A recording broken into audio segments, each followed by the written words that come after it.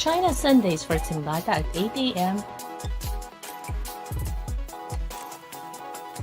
The online divine worship service at 10 a.m.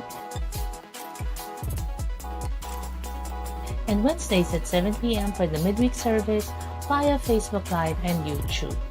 Like and follow our San Mayor United Methodist Church and SUMC TV Facebook pages, and subscribe to our San Mayor UMC YouTube channel and click the bell button to be updated on our videos. Good news! The Ang Salita Daily Devotions and Readings is now available via YouTube.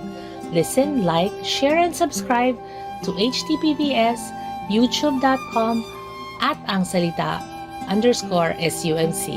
Magandang araw po! What a joy indeed it is to sing for the Lord. Remember the schedule. Chancel choir practices are scheduled every Saturday after libreng agahan sa simbahan and Sundays after the luncheon fellowship for the virtual choir. Deadlines for uploading your videos are Wednesdays. Too scared to sing? Remember that you may not have the best voice, but your voice counts to make a whole, a beautiful whole that is the choir. Also, anyone can join. Walang age limit, walang size limit, at most important, walang voice limit. Welcome na welcome, lalo na kung SATV ka.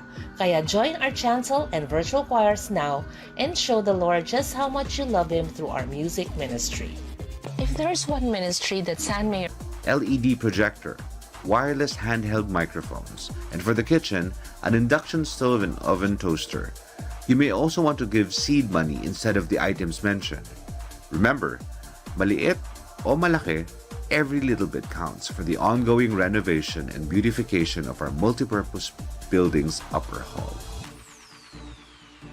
May gusto ba kayo ipag-pray or ipagbigay puri kay Lord? Send nyo lang ang mga prayer requests at praise reports kay Ate Dayan, Ate Jay, or kay Kuya Franz para masama sa prayer gatherings after Salmo ng Buhay at Commune Fridays, o kaya ay isama ni Pastor sa ating Divine Worship Service kapag Sundays. Keep on praying. God is listening.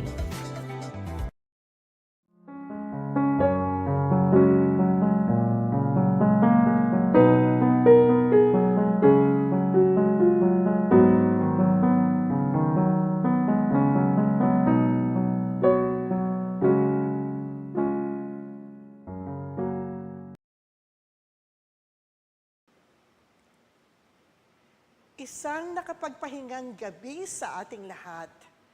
Inaasahan kong marami sa atin ang nakapagpahinga sa araw na to sapagkat deklaradong walang pasok ang mga opisina at paaralan dahil sa SONA. Ngayong gabi ay tatalakayin natin ang ika-75 Salmo. Basahin natin ang Good News Translation ng Psalm 95, a song of praise. Come, let us praise the Lord. Let us sing for joy to God who protects us. Let us come before Him with thanksgiving and sing joyful songs of praise. For the Lord is a mighty God, a mighty King over all the gods. He rules over the whole earth, from the deepest caves to the highest hills. He rules over the sea which He made, the land also which He Himself formed. Come, let us bow down and worship Him. Let us kneel before the Lord our Maker. He is our God. We are the people He cares for, the flock for which He provides. Listen today to what He says. Don't be stubborn as your ancestors were at Meribah, as they were that day in the desert of Massa. There they put me to the test and tried me, although they had seen what I did for them. For 40 years I was disgusted with those people. I said, how disloyal they are. They refuse to obey my commands. I was angry and made a solemn promise. You will never enter the land where I would have given you rest. Ito ang salita ng Diyos para sa mga salmistang nanonood sa atin ngayong gabi. Kasama ang ika-75 Salmo, sa grupo ng mga salmong nakafocus sa paghahari ng Diyos. Ang grupo ay kinabibilangan ng Psalm 93 at ang pag-aaralan natin ngayong gabi ang Psalm 95 hanggang sa Psalm 99. Nakategorya sila sa enthronement psalms sapagkat nilalaman nila ang walang hanggang pagkaluklok sa trono ng Diyos bilang hari. Pinaniniwala ang nagsimula ang pagbigkas ng mga enthronement psalms sa panahon ng pagdiriwang ng bagong taon sa Jerusalem Temple. Bukod sa pagdiriwang ng pagluklok sa trono ng Diyos bilang hari, siya ay kinilalang nakahihigit sa lahat ng mga Diyos-Diyosan. Ang mga enthronement psalms ay ginamit na tugon sa kinaharap na krisis ng Israel tungkol sa Diyos nang maranasan nilang mapatapon sila sa Babylon. Nawala ang kanilang pananampalataya sa Diyos. Ang Psalm 95 at iba pang salmo na kabilang sa enthronement psalms ay paggunita sa kanila, paalala sa kanila na sa kabila ng kanilang pinagdaanan o pagdadaanan pa, may kontrol pa din ang Diyos. Si Yahweh, ang dakilang hari, ay higit pa sa lahat ng Diyos. Nakapaloob sa Psalm 95 ang dalawang pagtawag sa papuri at pagsamba sa Diyos.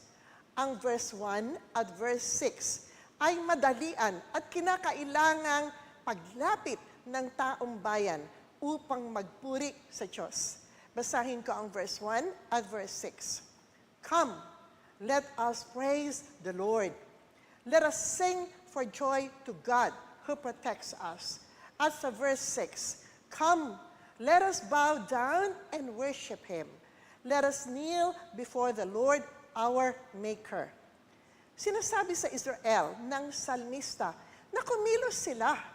Kasama sa pagkilos nila ang pagpuri, pag-awit, pagyuko, pagsamba, at pagluhod. Nakapaloob sa verses 1 hanggang 7 ang mga dahilan kung bakit nila kailangang purihin at sambahin ang Diyos. Una, siya ang tagapagtanggol nila. Pangalawa, siya ang lumikha sa kanila. Pangatlo, siya ay makapangyarihang Diyos, makapangyarihang hari na higit sa lahat ng Diyos-Diyosan. Pang-apat, siya ang pinuno at tagapamahala ng lahat ng nilikha.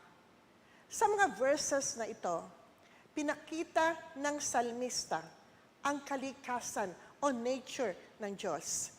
Ibinahagi din niya ang kanyang pangrelihiyong paniniwala. Kaya ang pagkilos na kanyang hinihimok sa Israel ay hindi lamang pisikal na pagkilos kundi higit sa lahat, pagkilos ng kanilang espiritu, sapagkat matatalos lamang nila ang kalikasan ng Diyos sa pamamagitan ng kanilang espiritu at ng kanilang puso. Paano niyo titignan o tinitignan ang mga worship service natin sa simbahan ngayon?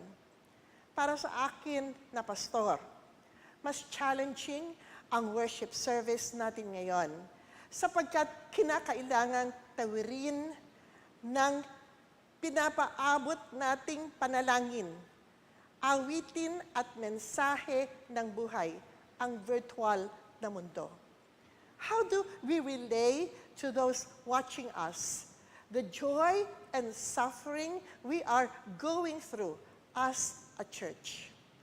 Napakahalaga po sa akin ng worship service sapagkat sa loob ng isang linggo, ito lamang yung panahon kung saan ang mga miyembro ay makakapagpasalamat at makakapagpuri sa Panginoon. Kaya ganoon na lamang ang paghahanda namin dito sa Sandmayer sa aming mga worship services. Wala naman talagang simbahan na may perpektong worship service. Subalit sinisikap namin na papaano namin iparating sa inyo yung aming ginagawang panalangin, mga awitin, at higit sa lahat ang mensahe ng buhay. Ang sabi ko nga po, lalo na po sa mensahe ng buhay, ngayon yung panahon na yung mga manonood at nakikinig sa atin ay maaari nilang maalala yung mensahe ng buhay sapagkat maaari nila itong balik-balikan. At maaari na ngayong ikumpara ang mga narinig nila, nakita nila, naranasan nila sa ating worship services, sa ibang worship services. Kat paano natin magagawang banal ang ating worship service kung marami tayong iniisip, alalahanin during worship service.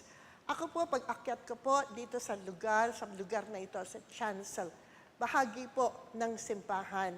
Alam niyo po, may dala-dala akong cellphone. Bakit ako may dala-dalang cellphone? Sinisigurado ko na sa bawat programa ng Sand Mayor ay naibabahagi ko ito sa mga nanonood sa atin virtually. Na sa ganung paraan ay maramdaman nila na hindi sila iba sa atin. At nais ko sana na sa pamamagitan ng ginagawa nating pag-share, maramdaman nila kung ano yung pinagdadaanan natin, kung ano yung higit na itinataas natin, kung ano yung papuri, kung ano yung mga problema, kung ano yung mga concerns natin dito sa San Mayor. At maaaring makita din nila yung kanilang pinagdadaanan sa sandaling yon. Tuloy tayo sa ating Psalm 95. Iniimbita ng salmista ang sacrifice, ang pagbibigay, at ang awitin na ito ay ipagkaloob sa Panginoong Diyos. Kung ano man yung ibig sabihin ng thanksgiving, dito ilalagay sa verse 2. Yung call to worship ay call to worship sa lahat at ang lahat ay kasama, iniimbitahan.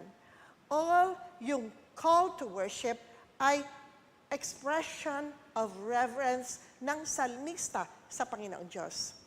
Isinama ng salmista ang dapat na ayos ng katawan, pati ba naman physical way ng pag-worship, sinama ng salmista. Ito ay ang pagyukod at ang pagluhod. Pinaliwanag ng salmista sa verse 7 kung bakit may tamang tindig o ayos ng katawan ang mga sumasamba or sasamba. Sabi niya sa verse 7, "Here is our God. We are the people He cares for, the flock for which He provides." Nararapat na ipagkaloob ng tao ang ganoong ayos sapagkat ang tao ay tulad sa mga tupa na kanyang kinakalinga at inaaruga. Na bukod sa pagiging hari, binalikan naman ng salmista yung kanyang paghahambing sa Diyos bilang isang pastol.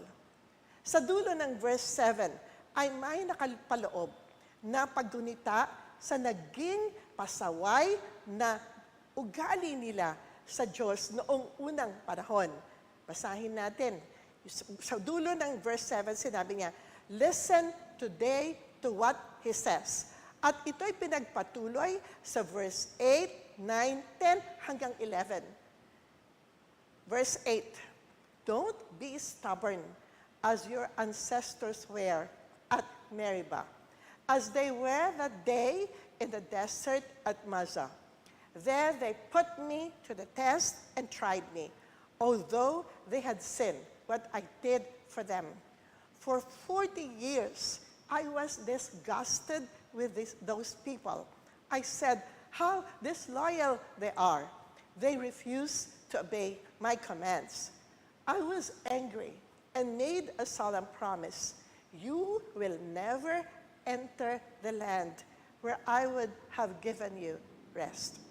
Sinuway ng Israel ang Diyos sa panahon ng paglalakbay nila sa ilang beses silang humingi ng katibayan ng kapangyarihan ng Diyos kahit na ilang beses silang niligtas nito sa kapahamakan.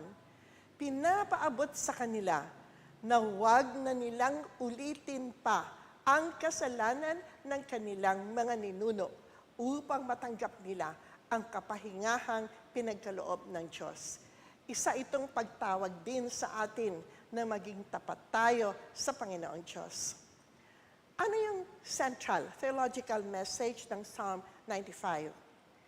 Ang central theological message nito ay, the Lord is a great King. Upang makilala natin ang pagiging hari ng Diyos, ay kinakailangan din natin makita na o makilala o tanggapin na siya ang lumikha sa atin at siya ang patuloy na naggagabay at nagpapalakas sa atin. Sa ganitong dahilan, karapat-dapat na purihin natin ang Panginoong Diyos. And the psalm also suggests that our praise should be more than words lifted heavenward. It should be an expression of faith. And it should be lived out. Pinamumuhay dapat natin yung ating faithfulness sa Panginoon and trust. And this is precisely what the Israelites did not do. To learn from their mistakes and to connect praise and obedience is our calling. And the congregation is now called to come and to bow down, to kneel before God, our Creator.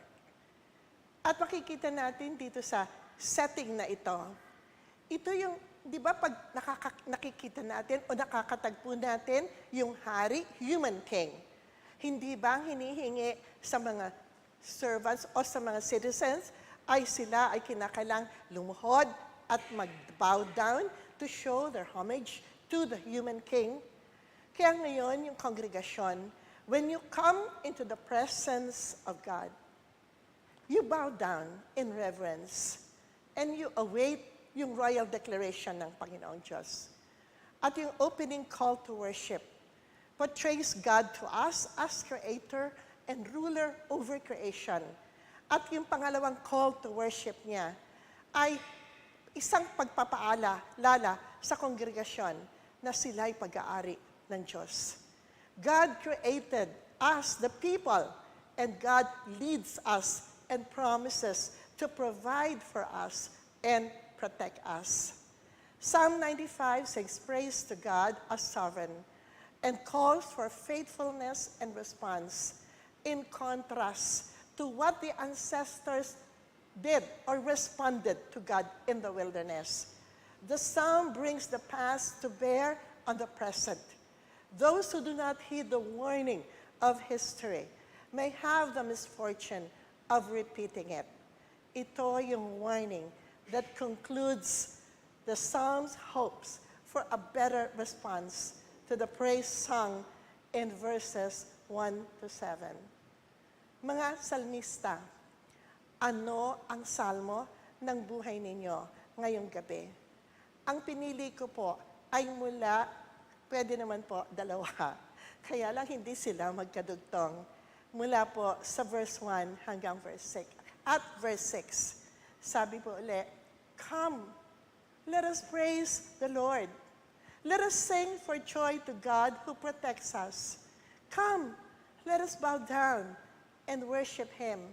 Let us kneel before the Lord, our Maker. Tayong lahat ay manalangin. Dakilang Panginoon Diyos, alam namin, Panginoon, ang malaki naming pagkukulang sa aming worship service. Dumarating kami dito, Panginoon, na hindi namin dama ang presensya mo. Dumarating kami dito, Panginoon, sa kinakailangan naming sumamba tuwing linggo. Nakalimutan namin, Panginoon, na nandito kami upang ibigay ang buo naming katauhan sa iyong presensya, Panginoon Diyos. Dapat iwaksi namin sa aming isipan ang lahat ng bagay na nagiging sabgabal sa aming pagsambat, pagpuri sa iyo. Panginoon Diyos, hipuin mo po mga puso namin, ipadama mo sa amin, na ang oras na ipinagkakaloob namin sa iyo sa panahong yon ay para lamang sa iyo. Marami ka namin dapat ipagpasalamat sa iyo. Ikaw na Diyos na lumikha sa amin, ikaw na Diyos na patuloy na nagliligtas sa amin, at ikaw na Diyos na nandyan sa aming tabi, lalo na sa panahon ng aming pangangailangan. Naway, Panginoon, sa mga sumusunod na pagkakataon na kami sumamba muli sa iyo, naway sambahin ka namin ng karapat-dapat sa iyong kadakilaan. Ito ang aming panalangin sa matamis sa pangalan ni Jesus. Amen. Huwag po tayong munang aalis. Samahan niyo ako mamaya sa ating live prayer gathering.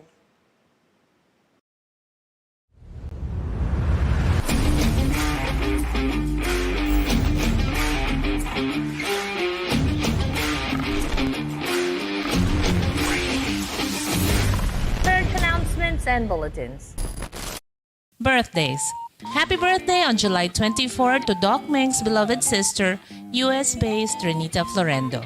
On July 25, we wish Serafin Kuya Apen Tamayo, Seattle-based San Mayor family, good health and happiness as he celebrates another year. Happy birthday on July 26 to overseas San Mayor prayer warrior and #1 supporter, Roda Milanes Garcia. Energetic bundle of joy Kendra Busalpa, the granddaughter of Dolfo and Lynn, turns 3 on July 27. Another lively and ever so pretty July 27 born is Rhea Julita JJ Cuevas, virtual choir soprano and loving daughter of twinnies Olivia and Ophelia. On July 28, we wish just celebrated his golden wedding anniversary, Kuya William Lazarte of the virtual choir, Ang Salita, and one of San Mayor's favorite speakers, many happy returns of the day. Wishing another July 28 born, Roy Alvin Santiago, more opportunities to join the outreach team during the Libreng Agahan sa Simbahan. We'd love to have your energy here again, Roy. And the most Bibo July 28 celebrant is John Mark and Marjorie's third child, Cutie Pie John Jesse Tandayo. But just as energetic and lively as him is Joaquin Kiambao, who will turn a year older this July 29. Happy birthday, everyone! May the Lord's blessings be with you as you continue life's journey. Anniversaries. Love, love, love. Love is in the air as two of San Mayor's well-loved couples celebrate their anniversaries. July 25 was the day Jerry and Blessy Jose exchanged wedding vows, and those vows have remained as strong as ever as they share their love for each other with others through their different ministries. Tom and Winnie Harris celebrate the first of their anniversaries this July 30. The 30th marks their civil wedding, the day they first exchanged vows to share their life together. And it's been a love-filled one, no matter the health challenges that they, especially Tom, has been going through. Here's to more love, laughter, and patience as our two couples celebrate their love for each other. Happy anniversary po! Flower altar donors. The flowers on the altar today are to celebrate the birthday of Kendra Dane Busalpa, the wedding anniversary of Jerry and Blessy Jose, and as a thanksgiving for Jeremiah Paul Jose, who is set to embark on new adventures in his new job in Hong Kong. Celebrate your memories, blessings, and Thanksgiving by becoming a flower altar donor. Message us via Facebook or contact Ate J, Ate Jenny, or Ate Dayan and schedule your flowers for the Lord now. We bid our hashtag for this July goodbye, I love, I care, I am a disciple of Jesus, to make way for the August hashtag of I love, I care, I offer my talents and treasures to the Lord. San Mayor Events. July 23, Part 2 of San Mayor UMC Council's program planning. July 24 to 28, San Mayor Workshops, 1 to 5 p.m., guitar, camera, and broadcast training. July 29, San Mayor Workshops, dance, 9 to 12, and tambourine, 2 to 4. July 29, Libreng Agahan sa Simbahan. July 29, Palarong Pinoy, a Northwest Metro Manila District joint kababaihan and kalalakihan event from 6 a.m. to 12 noon to be held at St. Mark's UMC. July 30, Recognition Sunday. August 6, Confirmation Sunday and installation of Church Council and Lay Organization officers. Joanna Marie Tandayo, J.D. John Yeshua T. Moseras, and Precious Athena G. Velasco will be confirmed after undergoing confirmation classes with Reverend Marites Cruz. The three will be welcomed formally into the San Mayor family on August 6 during the worship service. Every other Saturday, the San Mayor Outreach and Witness teams Wake up early in the morning to cook, set up, pack, and distribute food for our kapitbahays, tricycle drivers at mga nagtatrabaho at nagdadaan sa palibot ng ating community. Along with that, they also share the word of the Lord through flyers and devotional materials, with pastor desk crews opening the activities with a short prayer and message. The multimedia team handles the live online broadcast and the music and audio during the agahan. Kids who tag along with their parents are invited to color, draw, sing, dance, and listen to stories prepared by Deaconess Diane and the youth. Nothing beats the energy and passion of serving the Lord through our fellow men, and every libreng agahan is a blessing, not just to those who receive our free breakfast, but also to those who distribute it. Of our most hardworking outreach team members are Clark, Princess Arwen, and Adela, who accompany their lolas. Pero ang sabi nga, there's always space for more volunteers. Sign up with San Mayor Outreach Chair Dr. Jaime Docmer Mendoza or witnesses Ate Jenny Macaraeg and help us pack, set up, distribute, smile, bring good cheer, and spread the word of the Lord to everyone. Maraming salamat po sa mga donors who continue to give to keep this ministry going.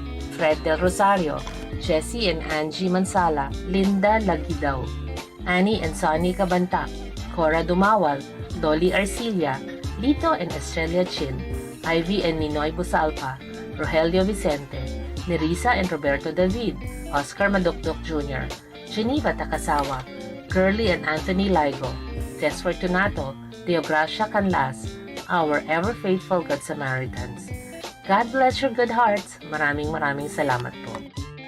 The Lord loves a cheerful giver. Give from the heart and help support San Mayor's different programs and activities. You can send your tithes, offerings, pledges, and thanksgiving through the following ways. Bring them to church. Through bank deposit via San Mayor's China Bank account number 113-133-4181, under the name San Mayor United Methodist Church. And through GCash. Number is 0977 1147242 under San Mayor Treasurer Raquel Herrera's name. Recognition Sunday. We honor our students this July 30 during Student Recognition Sunday with the theme Grow in Wisdom and Grace, based on the text Proverbs chapter 3 verses 5 to 6. Trust in the Lord with all your heart. Never